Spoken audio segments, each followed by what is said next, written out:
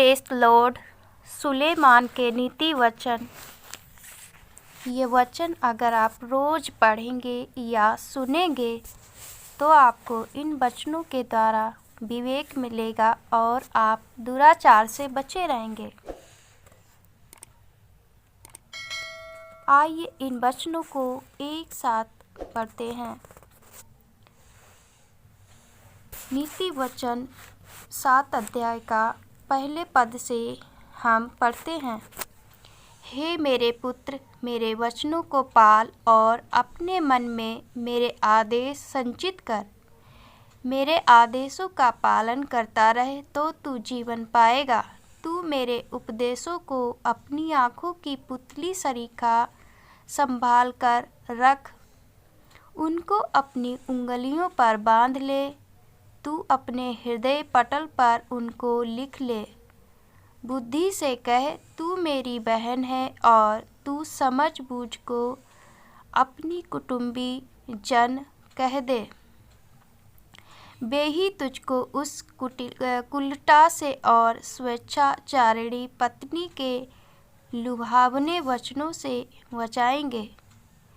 एक दिन मैंने अपने घर की खिड़की के झरोखे से झांका। सरल युवकों के बीच एक ऐसा नवयुवक देखा जिसको भले बुरे की पहचान नहीं थी। वह उसी गली से होकर उसी कुलटा के नुक्कड़ के पास से जा रहा था। वह उसके ही घर की तरफ बढ़ता जा रहा था। सूरज शाम के धुंधलके में डूबता था। रात के अंधेरे की तह जमती जाती थी। तभी कोई कामिनी उससे मिलने के लिए निकल कर बाहर आई। वह वेश्या के वेश में सजी हुई थी। उसकी इच्छाओं में कपट छुपा था। वह वाचाल और निरंकुश थी। उसके पैर कभी घर में नहीं टिकते थे। वह कभी कभी गलियों में, कभी कभी चौराहों पर और हर किसी नुक्कड़ पर घात लगाती थी। उसने उसे रोक लिया और उसे पकड़ा। उसने उसे निर्लज्ज मुख से चूम लिया। फिर उससे बोली, आज मुझे मैत्री भेंट अर्पित करनी थी। मैंने अपनी मन्नत पूरी कर ली है। मैंने तो प्रतिज्ञा की थी, दे दिया है। उनका कुछ भाग मैं घर ले जा रही हूँ। अब मेरे पास बहुतेरे खाने के लिए हैं, इसलिए मैं तुझसे मिलने बाहर आई। मैं तुझे खोजती रही और तुझको पा लिया। मैंने मिस्र के मलमल की रंगों भरी चादर से सेज सजाई है। मैंने अपनी सेज को गंधरस, दालचीनी और अगर गंध से सुगंधित किया है। तू मेरे पास आ जा। भोर की किरण चूर हुई प्रेम की दाख मधु पीते रहें। आ हम परस्पर प्रेम से भोग करें। मेरे पति घर पर नहीं है, वह दूर यात्रा पर गया है। वह अपनी थैली धन से भर कर ले गया है और पूर्णमासी तक घर पर नहीं होगा। उसने उसे लुभावने शब्दों से मोह लिया। उसको मीठी मधुर बाणी से फुसला लिया। वह तुरंत उसके पीछे ऐसे हो लिया जैसे कोई बैल वध के लिए खिंचा चला जाए। जैसे कोई निरा मूर्ख जाल में पैर धरे, जब तक एक तीर उसका हृदय नहीं बेधेगा तब तक वह उस पक्षी सा जाल पर बिना यह जाने टूट पड़ेगा कि जाल उसके प्राण हर लेगा।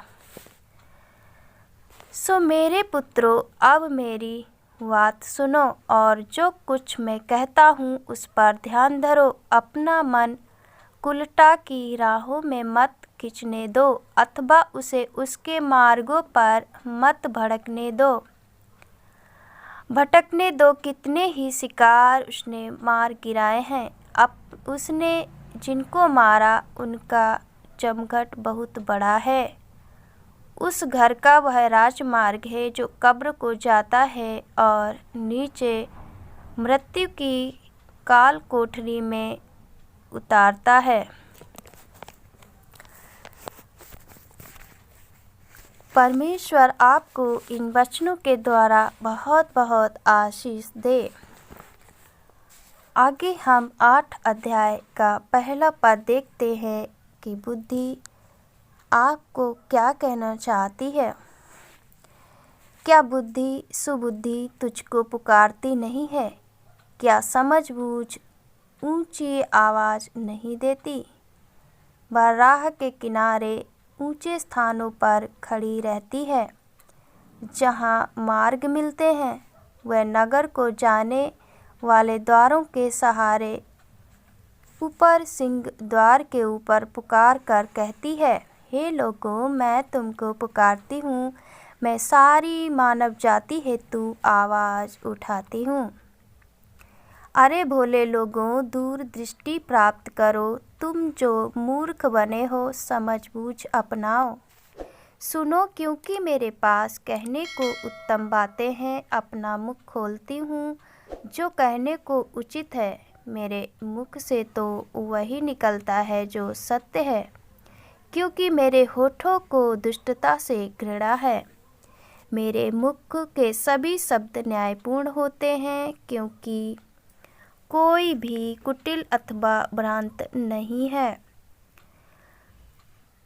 हालेलुया। विचारशील जन के लिए वे सब साफ साफ हैं और ज्ञानी जन के लिए वे सब दोष रहित हैं। चांदी नहीं, बल्कि तू मेरी शिक्षा ग्रहण कर। उत्तम स्वर्ण नहीं, बल्कि तू ज्ञान ले। सुबुद्धि रत्नों मणिकाओं से अधिक मूल्यवान है। तेरी ऐसी मनचाही कोई वस्तु जिससे उसकी तुलना हो। मैं सुबुद्धि विवेक के संग रहती हूँ। मैं ज्ञान रखती हूँ और भले बुरे का भेद जानती हूँ। यहोवा का डरना पाप से घृणा करना है।